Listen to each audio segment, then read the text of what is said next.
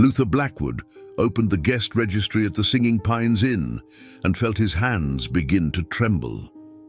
The leather-bound book lay open on the wooden counter, its pages yellowed and spotted with age, and what he saw there made absolutely no sense.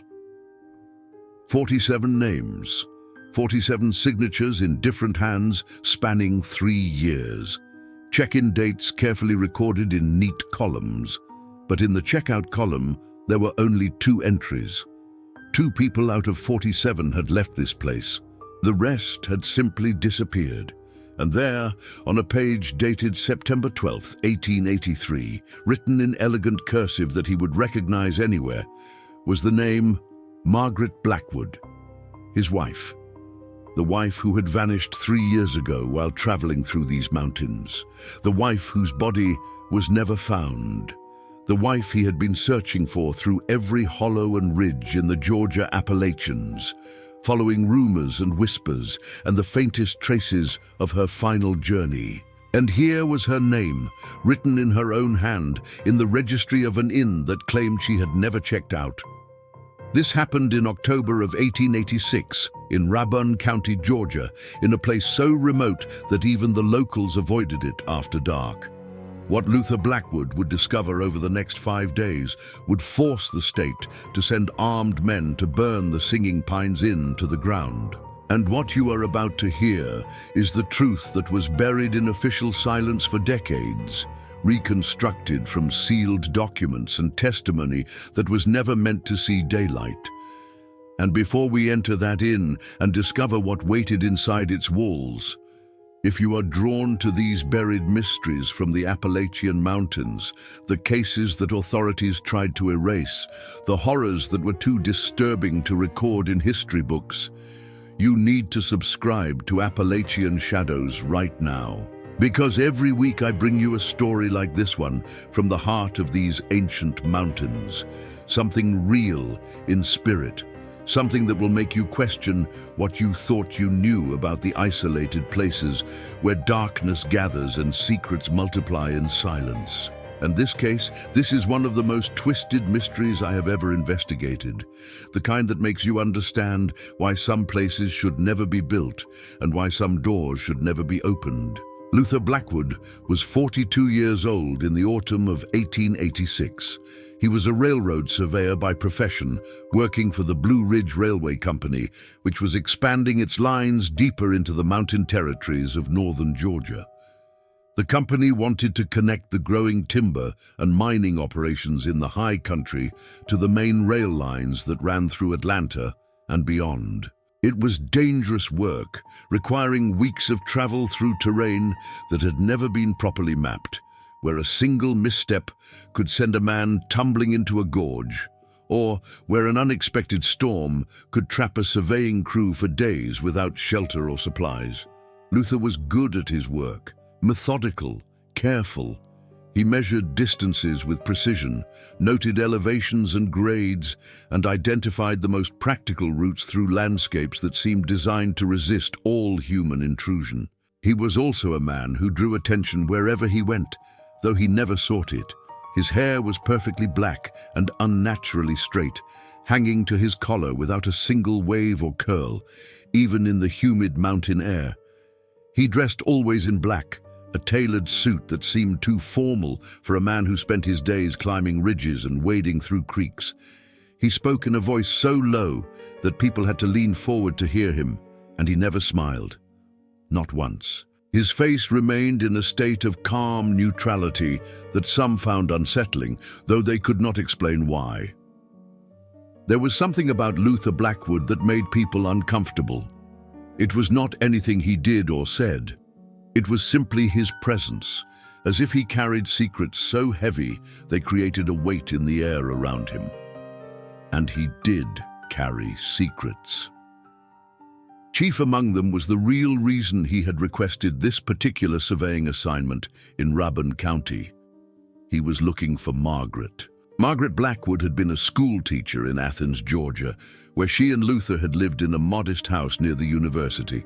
She was 28 years old, with auburn hair and a laugh that could fill a room with warmth. In September of 1883, she had traveled north to visit her sister in Clayton, a small mountain town near the North Carolina border. The journey should have taken 3 days by coach and horseback.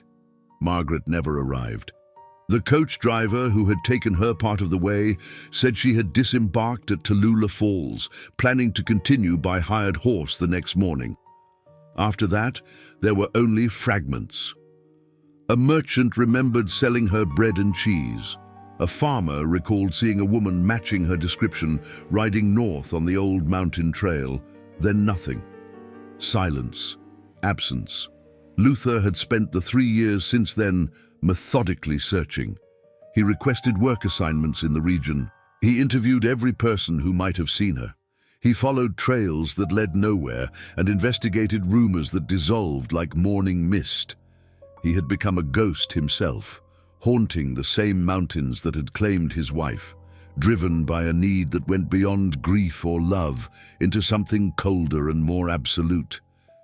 He would find her, or he would find what had happened to her, and he would not stop until he had answers. When the Blue Ridge Railway Company assigned him to survey routes through Rabun County in October of 1886, Luther knew this was his opportunity. Tallulah Falls was the last place Margaret had been seen. He would spend weeks in the area, and he would use every moment to continue his search. He arrived in Tallulah Falls on a grey afternoon when mist clung to the mountains and made the world seem smaller and closer than it should be. The town was tiny, barely more than a crossroads with a general store, a church, and a handful of houses scattered along the single dirt road that constituted its main thoroughfare. The people were reserved, watching Luther with the particular suspicion that isolated communities reserve for outsiders. When he inquired about lodging, he was told the only option was the Singing Pines Inn, located 5 miles up the mountain on the Old Ridge Road. Nobody recommended it. Nobody said it was a good place to stay. They simply told him it existed and that Silas Crowder, who owned it, would likely have rooms available. The way they said the name, with a slight hesitation before and after, told Luther that Silas Crowder was not well loved in this community, but he needed a place to stay for 3 weeks while he completed his survey work, and options were limited. Luther hired a horse from the livery and rode up the mountain trail as afternoon faded toward evening. The road was narrow and poorly maintained, winding through dense forest where pine trees grew so thick they blocked most of the remaining daylight. The temperature dropped as he climbed higher, and his breath began to mist in the cooling air. After an hour of steady climbing, the forest opened into a clearing, and there stood the Singing Pines Inn. It was larger than he had expected. A 3-story structure built entirely of dark wood that had weathered to a color somewhere between gray and black. The building sprawled across the hillside in a way that seemed almost organic, as if it had grown there rather than been constructed. Wings extended at odd angles, windows of different sizes dotted the walls without apparent pattern. A wide porch wrapped around the front, its boards sagging slightly in the middle. Smoke rose from 3 separate chimneys, suggesting multiple fireplaces within. The whole structure seemed to lean slightly forward, as if perpetually on the verge of toppling down the slope. Luther dismounted and tied his horse to a post near the porch steps. As he climbed toward the front door, he noticed something that struck him as strange. There were no sounds, no birds singing in the trees, no insects buzzing in the late afternoon warmth, no wind rustling through the pines. The clearing was silent in a way that felt deliberate, as if the world itself were holding its breath. He knocked on the door. For a long moment, nothing happened. Then he heard footsteps inside, slow and measured, growing gradually louder. The door opened, and Luther found himself looking up at one of the tallest men he had ever seen. Silas Crowder stood at least 6 feet 8 inches, perhaps taller. He was impossibly thin, his frame suggesting nothing but angles and joints beneath his clothes. His face was narrow and pale, with dark eyes set deep beneath a prominent brow. His hair was grey and swept back from a high forehead. But what struck Luther most was the expression on that face. Silas Crowder was smiling. Not a broad smile, but a slight, constant upturn of the lips that never wavered. And his eyes never blinked. Not once during the entire time Luther stood on that porch. "Good evening," Silas said. His voice was soft and precise, each word carefully shaped. "You are looking for a room, I presume. We have many available. Please, do come inside." Luther stepped through the doorway into a front hall that smelled of old wood and something else he could not identify, something faintly sweet and slightly wrong. The interior was dim despite the oil lamps burning on tables along the walls. The ceiling was higher than he expected, rising into shadows that the lamplight did not reach. A staircase climbed along the right wall, its banister carved with intricate patterns that seemed to writhe in the flickering light. Silas led him to a counter near the back of the hall, where a large leather-bound book lay open. "I am Silas Crowder, proprietor of this establishment. If you would be so kind as to sign the registry, we can arrange your accommodation. How long will you be staying?"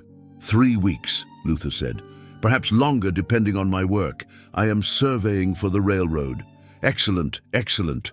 We so rarely have guests who stay for extended periods. Most are merely passing through. Here, please sign." Silas turned the registry toward Luther and offered him a pen. Luther took the pen and was about to sign when his eye caught the previous entries on the open page. He paused. Read them again. Then he turned the page backward and read more. Then another page, and another. His hand stopped moving entirely as the pattern became clear and impossible to ignore. Wait. Think about this for a second. 47 people had checked into this inn over 3 years. Only 2 had checked out. That meant 45 travelers had arrived at this remote inn, signed their names in this book, taken rooms, and then simply vanished from all records. No departure dates, no signatures indicating they had settled their bills and moved on. Drop a comment right now with your theory, because this detail is going to matter at the end, and I want to see if anyone figures it out before we get there. Luther looked up from the registry to find Silas Crowder watching him with that unwavering smile. "Is something wrong, Mr. Blackwood?" Luther had not yet given his name, but Silas had used it. The proprietor noticed the confusion on Luther's face and gestured toward the pen still in Luther's hand. "I can see you are preparing to write it. The angle of the pen suggests a capital L followed by a curve, which typically indicates a B. Forgive me if I presume incorrectly." It was a reasonable explanation, but something about it felt wrong. Luther set down the pen. "I notice your guests rarely complete their stays, or at least they do not sign out when they leave." Silas's smile did not change. "The mountains take many forms of payment, Mr. Blackwood. Travelers often depart before dawn, eager to continue their journeys. They do not always wake me to settle accounts. I trust in the basic honesty of humanity. Usually, I find payment left in their rooms. Sometimes I do not. Such is the nature of hospitality in isolated places. 45 people in 3 years, that seems excessive. These are difficult times. People move with great frequency, seeking work, seeking fortune, seeking escape from circumstances they wish to leave behind. The Appalachian Mountains have always been a place where people disappear, Mr. Blackwood. Sometimes by choice, sometimes by misfortune. The trails are treacherous. The weather can change in moments. Wild animals still roam these forests. I do not claim to understand why so few of my guests choose to formally depart, but I have learned not to question the mysteries of these mountains. They operate by their own rules." Luther knew he should simply sign the book and take a room. He needed lodging, This was the only option for Miles, but his instinct, the same instinct that had kept him alive during years of dangerous survey work, was screaming that something was profoundly wrong with this place. And then he saw it. Turning pages backward through the registry, moving deeper into the past, he found the entry dated September 12th, 1883. Margaret Blackwood. The signature was unmistakable. Her careful cursive, the way she formed the capital M with an extra flourish, the slight backward slant to her letters. His wife had been here. She had stood where he was standing now, holding this same pen, signing this same book. And according to the registry, she had never left. Luther forced his voice to remain calm. This name, Margaret Blackwood. Do you remember her? Silas leaned forward slightly to examine the entry. His expression did not change. I am afraid I do not. 3 years is a long time. Many travelers pass through. Is she a relation? My wife. Ah. Silas straightened. I see. You are searching for someone. That explains the railroad survey story, although perhaps it is true as well. People often have multiple reasons for traveling to remote places. I am sorry, Mr. Blackwood, but I truly do not recall a woman by that name. As I said, many guests come and go. If she stayed here, she departed before I had opportunity to know her well. Luther knew he was lying. He could not explain how he knew, but he was certain of it. The smile never wavered. The eyes never blinked. But somewhere beneath that practiced calm was deception. Silas Crowder knew something about Margaret, and Luther was going to stay in this inn until he discovered what. I will take a room, Luther said quietly, for 3 weeks. Excellent. Silas's smile widened fractionally. I will give you our finest accommodation. 3rd floor, eastern wing. The room has a splendid view of the valley. I think you will find it most comfortable. He took a key from a board behind the counter and handed it to Luther. Room 17. Up the stairs, turn left at the 2nd landing, proceed to the end of the hall. I serve supper at 7 o'clock. I do hope you will join me. Luther took the key and his travel bag and climbed the stairs. The inn was eerily quiet. He saw no other guests, heard no sounds of occupation. The stairs creaked under his weight, and the sound seemed to echo through the entire building. When he reached the 2nd floor landing, he paused and looked down the hallway that extended in both directions. Oil lamps burned in brackets along the walls, but they seemed to create more shadow than light. Doors lined both sides of the corridor, each one closed. There was no indication that anyone occupied any of these rooms.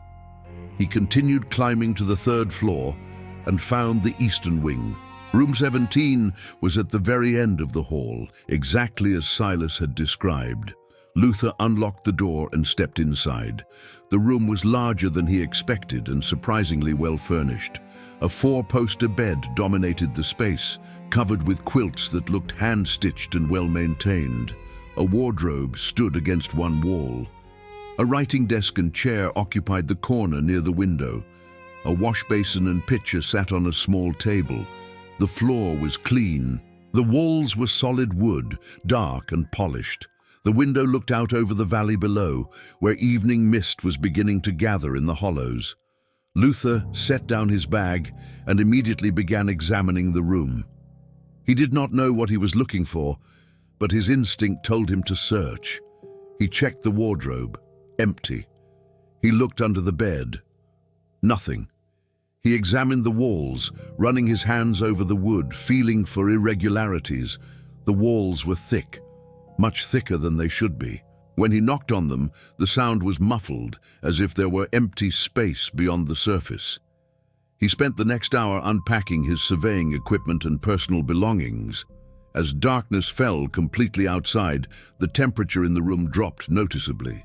Luther lit a fire in the small fireplace and sat at the desk to review his survey maps. At 7 o'clock, he heard a bell ringing somewhere below. The dinner bell. Luther descended to the dining room, which he found on the ground floor at the rear of the building. It was a long, narrow space with a single table that could seat perhaps 20 people. Only one place was set, at the head of the table.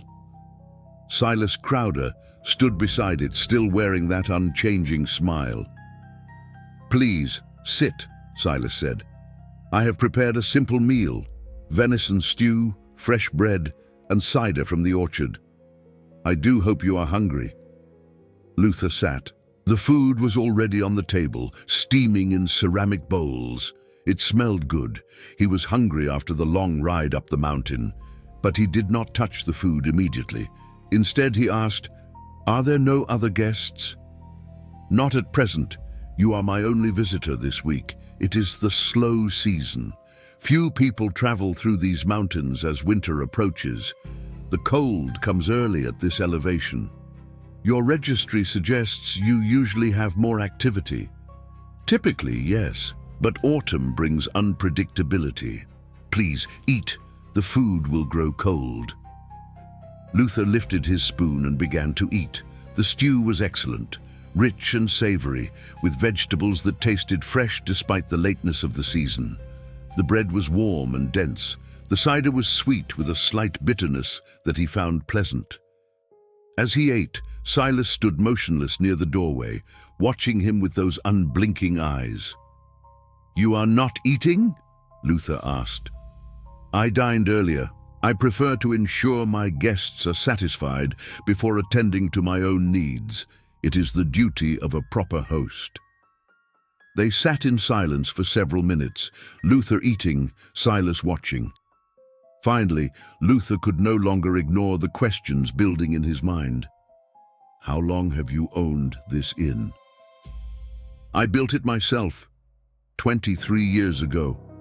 I came to these mountains seeking solitude and found this land available for purchase.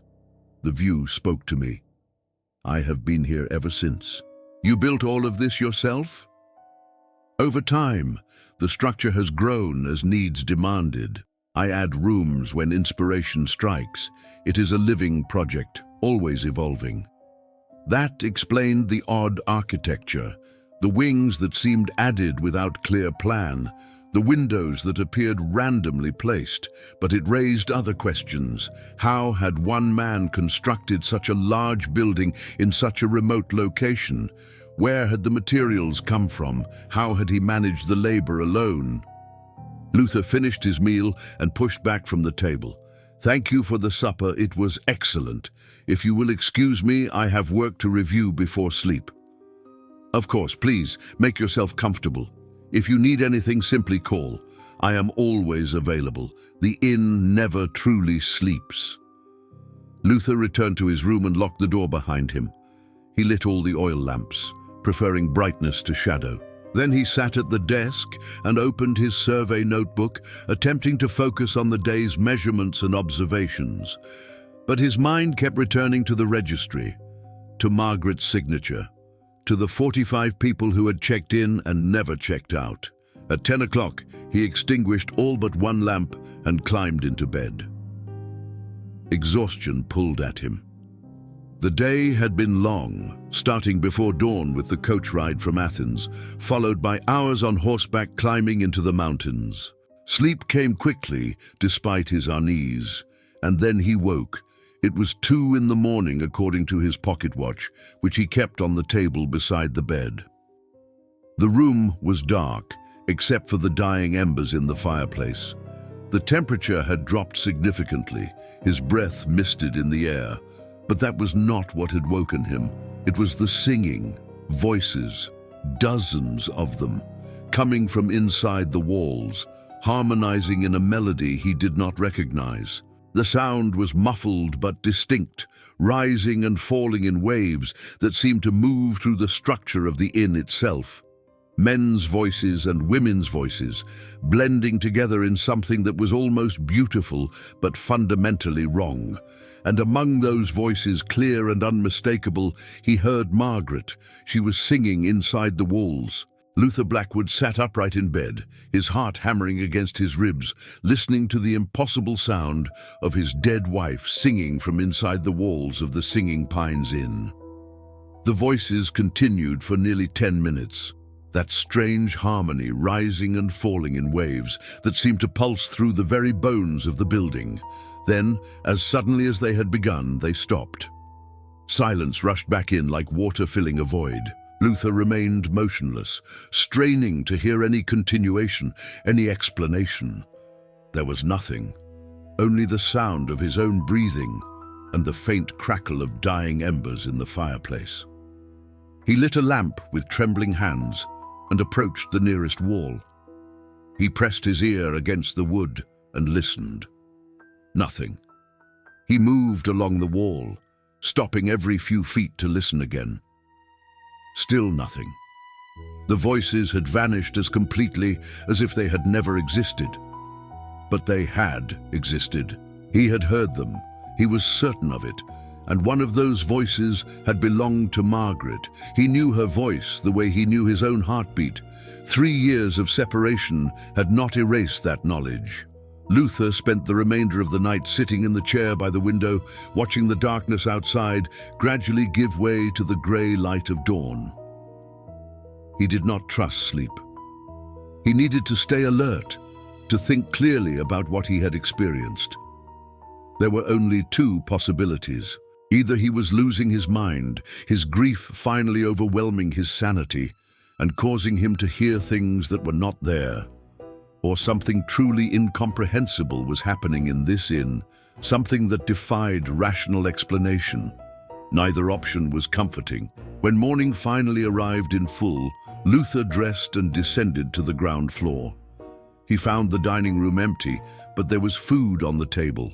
Fresh bread, butter, jam and coffee so hot it steamed in the cool morning air. A note in careful handwriting read, "Please help yourself. I have business in town and will return this evening. Make yourself at home. The inn is yours to explore.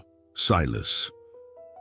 The note disturbed Luther almost as much as the singing had. Make yourself at home. Explore. It felt like permission, or perhaps invitation, or possibly a test. Silas Crowder was giving him freedom to investigate, which suggested either supreme confidence or complete indifference. Neither was reassuring. Luther ate quickly, forcing down food he did not taste, knowing he needed strength for what he was about to do. Then he began his exploration in earnest. He was a surveyor. His profession was measurement, mapping, understanding the relationship between spaces. If there was something wrong with this building, something hidden in its architecture, he would find it. He started with the ground floor, pacing out the dimensions of each room, noting them in his survey notebook. The front hall, the dining room, the kitchen, a parlor, a library with shelves mostly empty. Everything seemed normal at first. But as he moved through the building, carefully measuring and calculating, he began to notice discrepancies. The thickness of the walls was inconsistent. In some places, they were a normal 8 to 10 inches. In others, they extended to 2 feet or more. There was no structural reason for such variation. Load-bearing walls might be thicker, but these thick sections appeared randomly, following no pattern he could discern. He moved to the second floor and repeated the process. Here, the inconsistencies were even more pronounced. He measured the hallway, then entered a room and measured from the opposite direction. The numbers did not match. The hallway was 3 feet longer than the combined measurements of the rooms suggested it should be. That 3 feet had to be somewhere.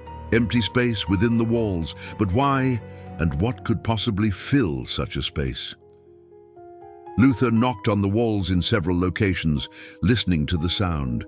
In normal sections, the knock produced a hollow sound, the expected response of wood covering an empty cavity filled only with air. But in the thicker sections, the sound was muffled, almost absorbed, as if something beyond the wood was dampening the vibrations. He pressed his ear against one of these thick sections and held his breath, listening with every ounce of concentration he possessed. For a long moment, there was nothing. Then he heard it. The faintest sound, a breath. Someone or something was breathing on the other side of this wall. Luther jerked back as if the wood had burned him. He stared at the wall, his mind racing through impossible explanations. There were chambers within the walls, spaces large enough to contain a human being. But that was insane. Why would anyone construct such a thing? And if those spaces existed, who or what occupied them? He needed more information. He needed evidence. Luther descended to the ground floor and went outside, circling the building to examine it from the exterior. The inn looked even larger in daylight, sprawling across the hillside in a way that seemed almost aggressive, as if the structure were claiming territory.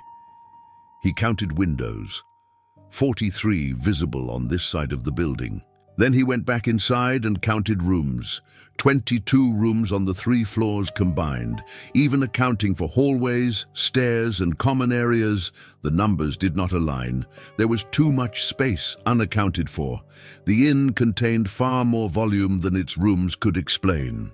Luther walked around to the rear of the property, where he found a barn approximately 100 yards from the main building. The structure was old but well-maintained, with solid doors and a roof that showed no signs of deterioration. He tried the door, locked. He circled the barn until he found a window, grimy with years of accumulated dirt. He wiped a section clear and peered inside. What he saw made his breath catch in his throat. The barn interior was filled with personal belongings, dozens of travel bags, trunks, leather satchels. Clothing hung on hooks along the walls. Shoes were lined up in neat rows. There were tools, traveling equipment, even a few musical instruments. Everything was carefully organized and labeled with small tags.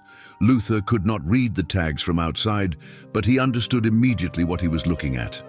These were the possessions of the 45 people who had checked into the inn and never checked out. This was evidence of mass disappearance, perhaps even mass murder, catalogued and stored like inventory in a warehouse. He needed to get inside that barn. But the lock was substantial, and breaking it would alert Silas that someone had been investigating. Luther decided to wait. He would return after dark with tools that would allow him to open the lock quietly. For now, he needed to continue his exploration of the inn itself and determine the full extent of what was hidden within its walls. As he walked back toward the main building, a voice called out from the porch. "Hello? Is anyone there?" Luther looked up to see a young woman standing near the entrance. She was perhaps 24 or 25 years old, with dark brown hair pulled back in a practical bun. She wore a traveling dress that had seen better days, and she carried a small bag in both hands, as if afraid someone might take it from her. Her expression was a mixture of hope and fear. "I am Luther Blackwood," he said, approaching the porch. "Are you a guest here?" "I am Clara Brennan. I arrived 4 days ago. I was supposed to continue my journey to Hiawassee, where I have accepted a position as a school teacher. But Mr. Crowder keeps telling me the trails are too dangerous. First, it was a collapsed bridge. Then it was reports of bears in the area. Yesterday he said there was a storm coming, though the sky has remained clear. I am beginning to feel trapped here, and I do not know what to do." Luther climbed the porch steps and stood facing her. He could see genuine distress in her eyes. "Have you tried to leave on your own?" "Twice. The first time I made it perhaps 2 miles down the mountain trail before I realized I was completely lost. Everything looked the same. I could not find my way back or forward. I wandered for 3 hours before Mr. Crowder found me. He said I had walked in circles. The second time, I took a compass to ensure I maintained the correct direction, but the compass began spinning wildly, pointing in every direction at once. It was useless. I had to return. Mr. Crowder was very kind about it. He said the mountains contain iron deposits that confuse compasses, that only someone who knows the trails intimately can navigate safely. But I do not believe him. I think he is preventing me from leaving, though I cannot understand why.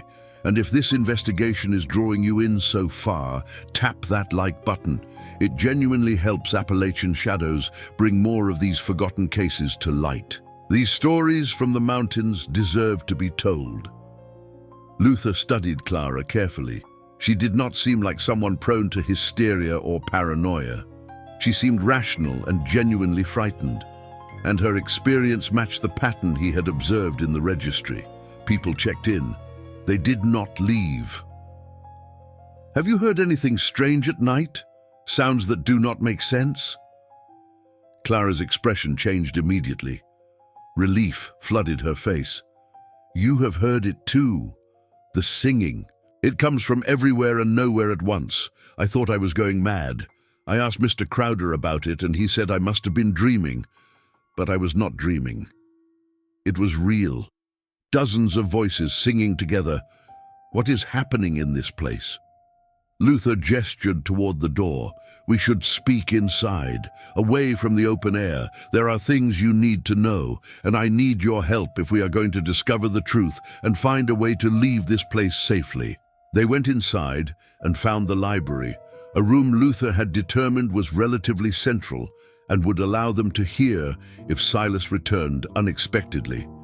He told Clara everything, the registry with 45 missing checkouts, Margaret's name and signature, the walls that were too thick, the breathing he had heard, the barn filled with personal belongings.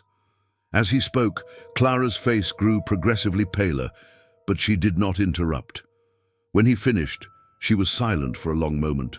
Finally, she spoke. I saw something yesterday that I did not understand at the time. But now it makes a terrible kind of sense. I was on the second floor, trying to find my way back to my room. The hallways in this place confuse me. They seem to change. Doors appear where I do not remember seeing them before. I tried one door that I was certain had not existed the previous day. It was locked. But as I stood there, I heard something on the other side. Scratching, like fingernails on wood. And a voice, very faint, calling for help. I ran. I was too frightened to stay, but I should have done something. If someone is trapped there, if they are calling for help, I should have tried to break down the door. You would not have succeeded, Luther said. And you might have alerted Crowder that you know too much. We need to be careful. We need evidence. We need to understand exactly what is happening before we act. Otherwise, we could end up trapped in those walls ourselves. Clara shuddered. Inside the walls. You truly believe that is what is happening? That he is putting people inside the walls somehow? I do not have a better explanation. The spaces exist. I have measured them. People are disappearing. Their belongings are stored but never claimed. The singing comes from within the structure, and I heard breathing when I listened closely. Something or someone is living inside these walls. The question is how and why. They spent the next several hours carefully exploring the inn together, Luther measuring and calculating while Clara kept watch for Silas's return. They discovered more inconsistencies, more thick walls, more sections where the sound was wrong when they knocked. They found a section of the third-floor hallway where the wall felt slightly warm to the touch, as if body heat were radiating from within. They found places where the wood seemed newer than surrounding sections, as if recent repairs or additions had been made. In one second-floor room that appeared unused, Luther found something that made his blood run cold. Scratches on the inside of the door. Deep gouges, as if someone had tried desperately to claw their way out. The scratches formed words, barely legible, but unmistakable once you knew what you were looking at. Help us. Still alive. Walls. Clara saw the words and began to cry quietly. We have to do something. We cannot just leave them there. We will, Luther promised, but we need a plan. We need tools, and we need to wait until Crowder is asleep or away. Breaking into those wall spaces during daylight would be suicide. He would hear us. We need darkness and silence. They returned to the library to formulate their plan. Luther would break into the barn after midnight and gather evidence from the stored belongings. He would look for anything that could be used as proof of wrongdoing. Letters, identification papers, anything that connected those items to missing persons. Meanwhile, Clara would keep watch and alert him if Silas returned early from town. Then, once they had evidence, they would attempt to break through one of the walls and document whatever they found within. With proof, they could go to the authorities in Tallulah Falls. Without proof, they would simply be making wild accusations about a respected property owner, accusations that would likely result in their own confinement in an asylum rather than any investigation of Silas Crowder. At 6 in the evening, they heard the sound of a wagon approaching. Silas had returned. They quickly separated, Clara going to her room on the 2nd floor, Luther returning to his on the 3rd. They would maintain the appearance of ordinary guests, behaving normally, raising no suspicions. Luther sat at his desk and reviewed survey maps he had no interest in, waiting for the sun to set and the night to deepen. Dinner was served at 7 o'clock as before. This time, Clara joined them at the table. Silas was as polite and attentive as ever, asking about their day, ensuring their comfort, offering second helpings of food that neither of them could bring themselves to eat much of. The whole time, that slight smile never wavered, those eyes never blinked. Luther found himself watching Silas's hands, noting their size and strength, wondering how many people those hands had killed or trapped or sealed into eternal darkness within the walls. After dinner, Luther excused himself and returned to his room. He lay on the bed fully clothed, waiting for the hours to pass. At midnight, he would act, he would gather evidence, and then he would free whoever remained alive in this cursed place, or he would die trying. Because if he did nothing, if he simply left this inn and reported his suspicions to authorities who might or might not believe him, Clara would disappear, and Luther himself might never leave. Silas Crowder had let him see too much, had given him too much freedom. The only explanation was that Silas did not believe Luther could escape or expose the truth. The night deepened. The temperature dropped. Luther heard the wind beginning to rise outside, whistling through the pines. At 11:30, he heard the sound he'd been waiting for. The singing began again. Dozens of voices rising from within the walls all around him. They sang the same melody as before, that strange, harmonized tune that was almost beautiful and completely wrong. And among those voices, clear and heartbreaking, he heard Margaret singing the lullaby she had sung to neighborhood children in Athens, the one she had hummed while cooking dinner, the one he had not heard in 3 years of grief and searching. She was alive. Or some part of her remained alive, trapped in darkness, singing to maintain her sanity or to signal for help.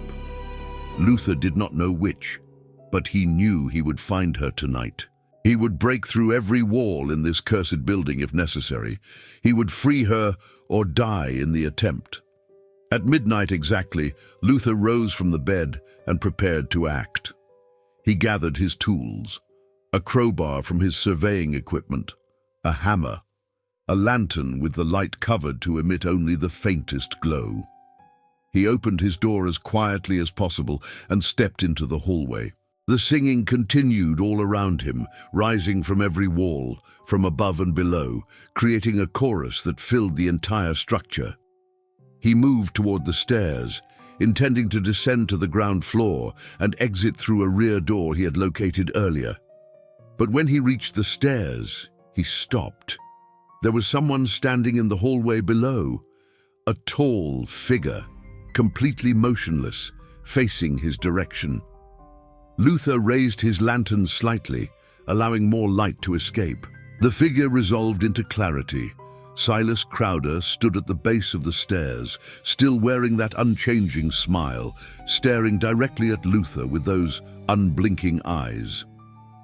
"Going somewhere, Mr. Blackwood?" Silas asked softly. "The night is so dangerous in these mountains. So many ways to become lost, so many places to disappear into forever. I really must insist that you return to your room. For your own safety, you understand. The inn takes care of its guests. It protects them. It keeps them safe, forever and ever and ever. Be honest with me in the comments. If you were Luther, would you have confronted Silas directly? Or would you have tried to run to escape into the forest? Because I have thought about this a lot while researching this case, and I'm still not sure there was a right answer. Luther stood frozen on the third-floor landing, the crowbar heavy in his hand, staring down at the impossibly tall man who smiled and never blinked. Behind him, he heard a door open. Clara had heard the conversation. She stepped into the hallway holding an oil lamp. "What is happening?" Silas's smile widened fractionally. "Ah, Miss Brennan, how fortunate. You are both awake. That will make things so much easier. You see, I have been negligent in my duties as host. I have allowed you both far too much freedom, too much time to explore, too much opportunity to discover secrets that were meant to remain hidden. That ends now. The inn has been patient, but its hunger grows. And you are both going to help feed it. The walls are always hungry. They are always singing. And soon you will sing with them, forever." Silas began climbing the stairs. Luther Blackwood did not think. He reacted. Years of working in dangerous terrain had honed his instincts to the point where thought and action became one. He swung the crowbar in his hand with all the force he could muster, not at Silas Crowder, but at the wall beside him. The wood splintered under the impact, and the sound that emerged from the hole was not the hollow echo of an empty cavity. It was a gasp, a human gasp. Someone breathing on the other side. Silas froze on the stairs, his smile finally vanishing. "You should not have done that." Luther swung again, widening the hole, tearing away more wood. The crowbar punched through into open space beyond, and he could see now into the darkness within the wall. There was a chamber there, perhaps 3 feet wide and 6 feet tall, and in that chamber, illuminated faintly by his lantern, was a man. He was sitting with his knees drawn to his chest, his eyes wild with terror and hope. His lips were cracked and bleeding. His clothes were torn, but he was alive. "Help me," the man croaked. "Please, I have been here for days. He drugged me. He sealed me inside. Help me." Clara screamed from behind Luther, not in fear but in fury. She picked up a wooden chair from the hallway and threw it down the stairs at Silas with surprising force. The chair hit him in the chest and knocked him backward several steps. It would not stop him for long, but it bought them seconds, precious seconds. "Break more walls," Luther shouted to Clara. "Free as many as you can. I will deal with Crowder." He descended the stairs 3 at a time, the crowbar raised like a weapon. Silas had recovered his balance and stood waiting, his arms spread slightly, his hands open. He was no longer smiling, and his expression revealed something that had been hidden beneath the pleasant facade. Rage. Absolute, consuming rage. "This inn is my life's work," Silas said, his voice still soft but now edged with venom. "I have built something beautiful here, a place where voices never die, where loneliness cannot exist. You will not destroy it. You will join it. You will sing with the others, forever." Luther swung the crowbar. Silas moved with shocking speed for someone so tall and thin, dodging to the side and grabbing Luther's wrist with fingers that felt like steel bands. They struggled on the landing, neither willing to yield. Silas was stronger than his frame suggested, and he forced Luther backward toward the wall. Luther's mind raced. If Silas pressed him into the wall, if there was some hidden mechanism that would allow the wood to open and swallow him into those dark chambers, he would be lost. He would become another voice, singing into eternity. With his free hand, Luther reached into his pocket and pulled out the oil lamp he had been carrying. He smashed it against the floor between them. The glass shattered. Oil spread in a rapidly widening pool. The flame from the wick caught immediately, and fire blossomed across the wooden floor with a sound like rushing wind. Silas released Luther and staggered backward, staring at the flames with an expression of horror. "No, no, you cannot. The voices, they will be lost. All of them will be lost." "That is exactly what I intend," Luther said. He pulled a box of matches from his pocket and began lighting them, throwing them at the walls, the curtains, the wooden furniture. The old dry wood of the inn caught fire with terrifying speed. Within seconds, flames were climbing the walls and spreading along the ceiling.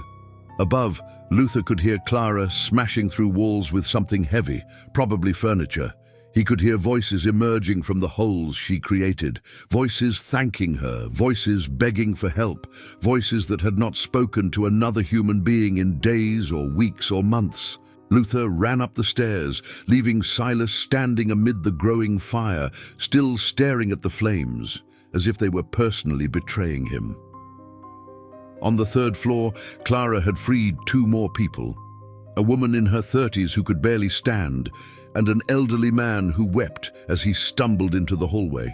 "Get them outside," Luther shouted over the growing roar of the fire. "Down the back stairs. Take them as far from the building as you can and wait for me." "What about you?" "I'm going to free as many as possible. Now go." Clara did not argue. She helped the 3 rescued prisoners toward the rear staircase, supporting those who could not walk on their own. Luther turned to the wall where he had first heard breathing earlier that day. He swung the crowbar with everything he had, breaking through the wood, tearing away boards, creating an opening large enough to see through. There was someone inside this chamber too. A young man, unconscious or possibly dead. Luther could not tell. He widened the hole and reached inside, grabbing the man's arm and pulling him through. The body was limp, but warm. Still alive. Luther dragged him to the stairs and left him there, knowing he could not carry him and continue freeing others at the same time. He would have to return. He moved to another thick section of wall and began smashing through. Another chamber, another prisoner, a woman this time, barely conscious but breathing. He pulled her free and left her near the stairs with the young man. The smoke was growing thicker. The heat was becoming unbearable. The fire had spread to the 2nd floor and was climbing toward the 3rd with horrifying speed. The entire structure groaned as if the inn itself were a living thing in agony. Luther knew he had perhaps minutes before the building became completely engulfed. He had to find Margaret. He ran through the hallway, checking room numbers, trying to remember the layout he had mapped earlier. If the pattern held, if Silas had placed his prisoners in chambers that corresponded to the rooms they had originally been assigned, then Margaret would be near room 9. That was where she had stayed, according to the registry. 2nd floor, western wing. Luther descended through smoke so thick he could barely see. The heat seared his lungs with every breath. He found the 2nd floor western wing and located room 9. The wall beside the door was thick, abnormally thick. This was it. This had to be where she was. He swung the crowbar with desperate strength. The wood splintered. He tore away boards with his bare hands, ignoring the splinters that tore his skin. The hole widened. He reached through into darkness and felt fabric. A dress. He grabbed it and pulled. Something moved. He pulled harder, and a body emerged through the opening. He laid it on the floor and wiped smoke from his eyes to see clearly.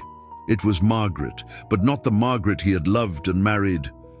This was what remained after 3 years sealed in darkness. Her body was emaciated, little more than bones wrapped in decaying cloth.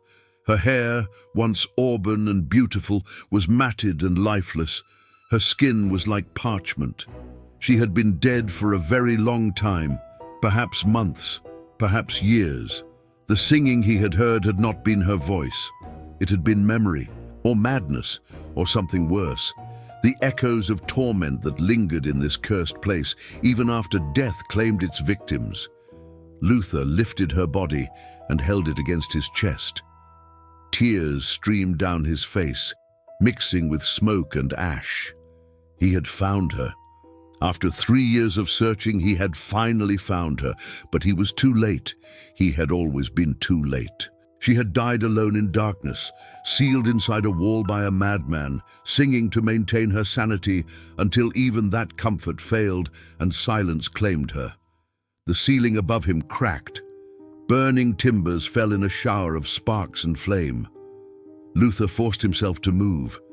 He carried Margaret's remains toward the rear stairs, navigating by memory through smoke that had become completely opaque. Behind him, he heard a sound that would haunt him forever. A scream. Silas Crowder, still somewhere in the burning building, screaming not in pain but in grief. The voices, my beautiful voices, you are taking them from me. You are making them silent. I cannot bear the silence. Luther reached the stairs and descended, the heat so intense now that his clothes were beginning to smolder. He burst through the rear door into the cool night air and stumbled away from the building, still carrying Margaret, until he collapsed in the grass 50 yards from the inferno. Clara ran to him, followed by the prisoners they had freed, 7 people total, 7 out of 45. They watched as the Singing Pines Inn burned. The flames rose hundreds of feet into the night sky, visible for miles across the mountains, and as the structure collapsed in on itself, as the walls that had held so many prisoners for so long finally gave way, they heard something impossible. Voices, dozens of voices, perhaps hundreds, rising from the flames in a final chorus. Not singing the strange melody they had harmonized in captivity, but something else. Something that sounded almost like relief, or release, or simply goodbye. The voices rose and rose, carried on the heat and smoke into the night sky until they faded into distance and silence. The building collapsed completely, leaving only a foundation of stone and the scattered remains of what had been Silas Crowder's life's work. Whether Silas himself had escaped or perished in the flames, Luther did not know and did not care. His search was over. Margaret was found. The morning brought authorities from Tallulah Falls. Sheriff Thomas Reardon arrived with 6 deputies summoned by Clara Brennan, who had walked down the mountain trail in darkness to raise the alarm. Luther had stayed with Margaret's body and the other survivors, all of them sitting in numb silence, watching embers glow in the ruins of the inn. The investigation that followed lasted 3 weeks. Authorities carefully excavated the burned remains of the building, sifting through ash and debris. They found human remains, many human remains. The official count was 31 bodies, some relatively recent, others that had been dead for years. They were sealed in chambers within the walls, just as Luther and Clara had described. Small spaces, barely large enough for a person to sit or lie down. Some chambers contained empty water bottles and tubes that had been used to keep prisoners alive for extended periods. Others contained only bones. Silas Crowder's body was found in what had been the dining room, burned beyond recognition, but identifiable by his unusual height and the gold ring he wore. He had not tried to escape. He had remained in the building until the end, perhaps unable to bear the thought of life without his voices, without the inn that had become his entire reason for existence. The story spread across Georgia and beyond. Newspapers from Atlanta, Charleston, and even New York sent reporters to cover what they called the most horrifying case of serial imprisonment and murder in American history. The Singing Pines Inn became infamous. Travelers avoided Tallulah Falls entirely, fearing that other such places might exist in these isolated mountains. The local economy suffered. Families who had lived in the area for generations considered leaving. But the most disturbing aspect of the investigation was what remained unexplained. Authorities found remains of 31 victims, but the registry had shown 45 missing guests. 14 people were never accounted for. Their chambers were never found. Either they had been buried elsewhere, or the fire had consumed them so completely that nothing remained to be recovered, or Silas had disposed of them in ways that left no trace. The truth was never determined. Luther Blackwood buried his wife in the cemetery in Athens, where she had wanted to be laid to rest when her time came. He held a small funeral attended by her family and the few friends who remained in the area. He did not speak during the service. He had no words adequate to the occasion. He had found Margaret, but he had not saved her. He had simply recovered her body and given her the burial she deserved. It felt like both a victory and a failure. The closure he had sought for 3 years brought no peace, only a different kind of pain. Clara Brennan returned to her family in Savannah. She never took the teaching position in Hiawassee. She never spoke publicly about her experience at the Singing Pines Inn, though she did provide extensive testimony to authorities. Years later, she would marry and have children, but those who knew her said she never seemed entirely present. Part of her remained in those mountains, trapped in memory of the 4 days she spent in that cursed place, hearing voices sing from within walls, knowing people were suffering and being unable to help them. The 7 prisoners who were freed alive from the inn all survived, though their physical and mental recovery took years. None of them ever fully explained what their captivity had been like.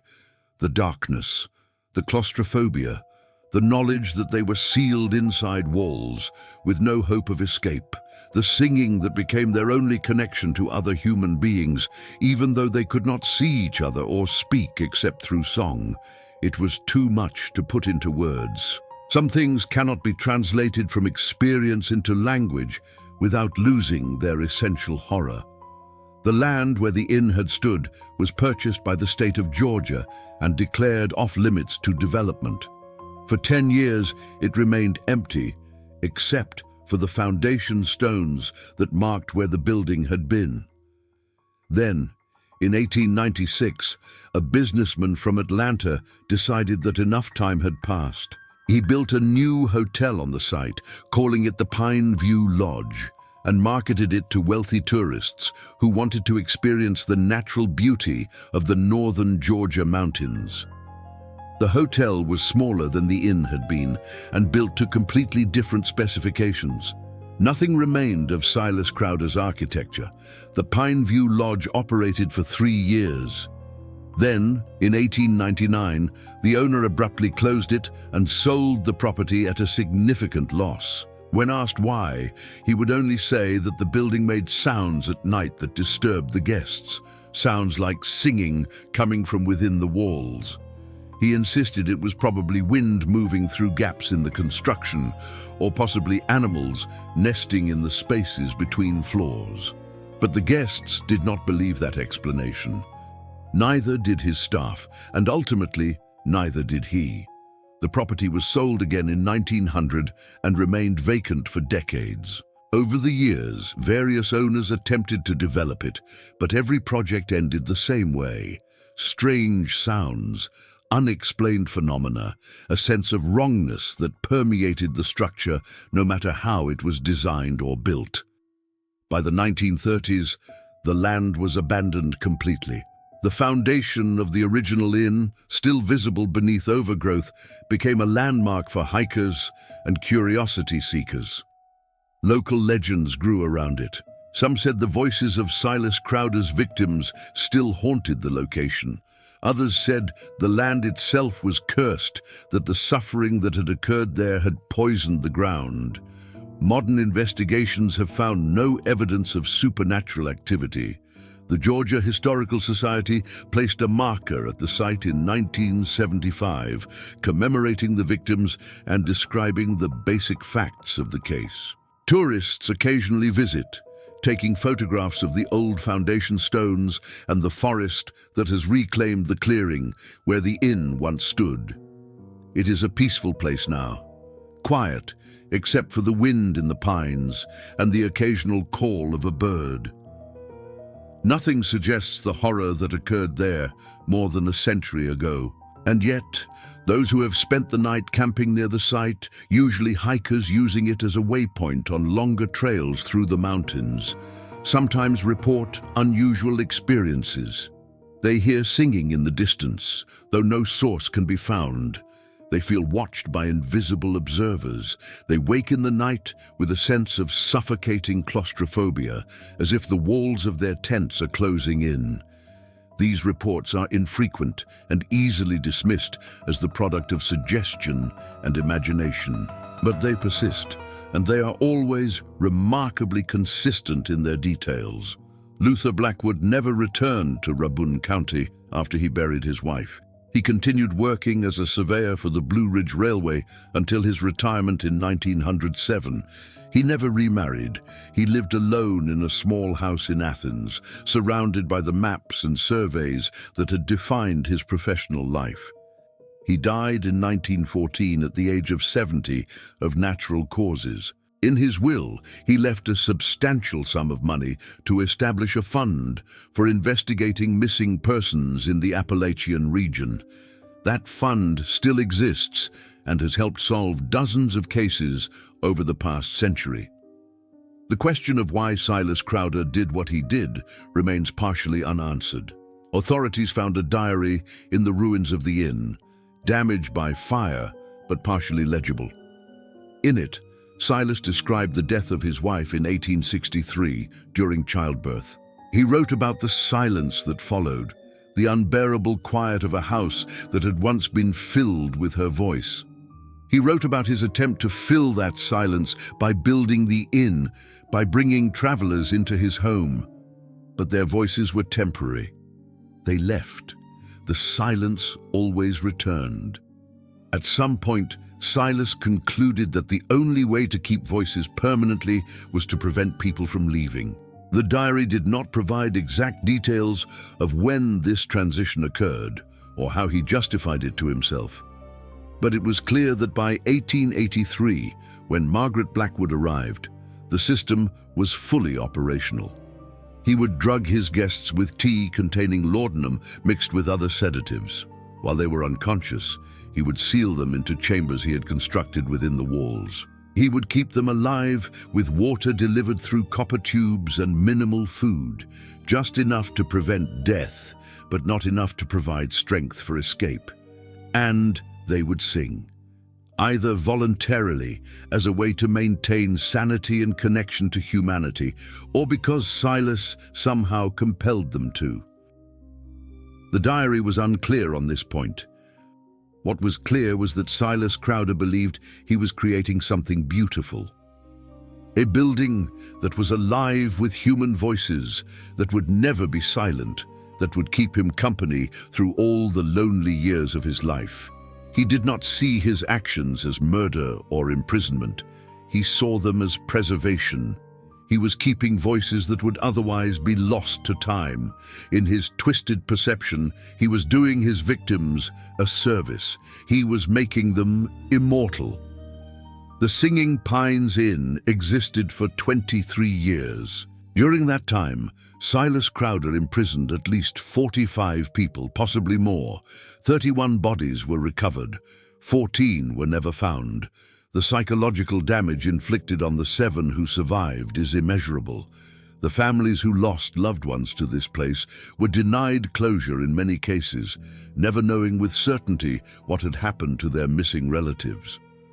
It stands as one of the most disturbing cases in Appalachian history, not because of supernatural elements or ancient curses, but because of the simple, horrible fact that one man with enough isolation and determination could commit such acts over such a long period without being stopped.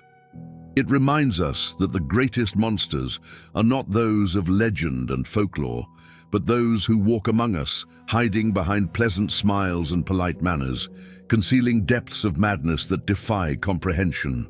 Luther Blackwood's search for his wife ended in that burning building. He found her, though not in the way he had hoped. He gave her the burial she deserved and spent the rest of his life trying to ensure that other families would not suffer as he had.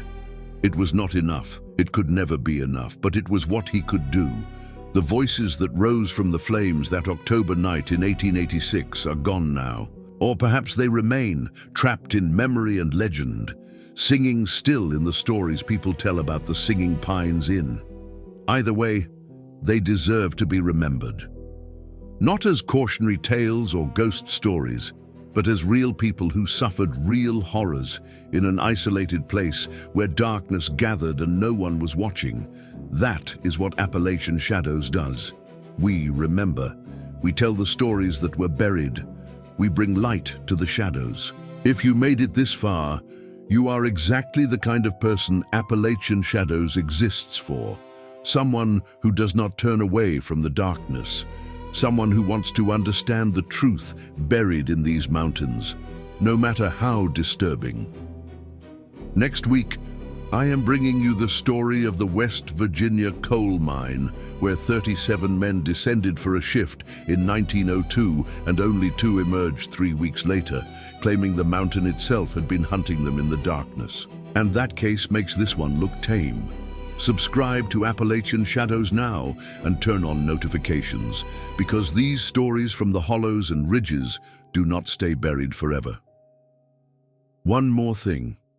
I know many of you watching are from Georgia, Tennessee, North Carolina, Kentucky, West Virginia, Appalachian country. If your family has stories like this, cases that were hushed up, disappearances that were never solved, secrets that were buried in the hollows, share them in the comments. You do not have to use names, just the story, because I read every single comment, and your stories might become the next investigation here on Appalachian Shadows.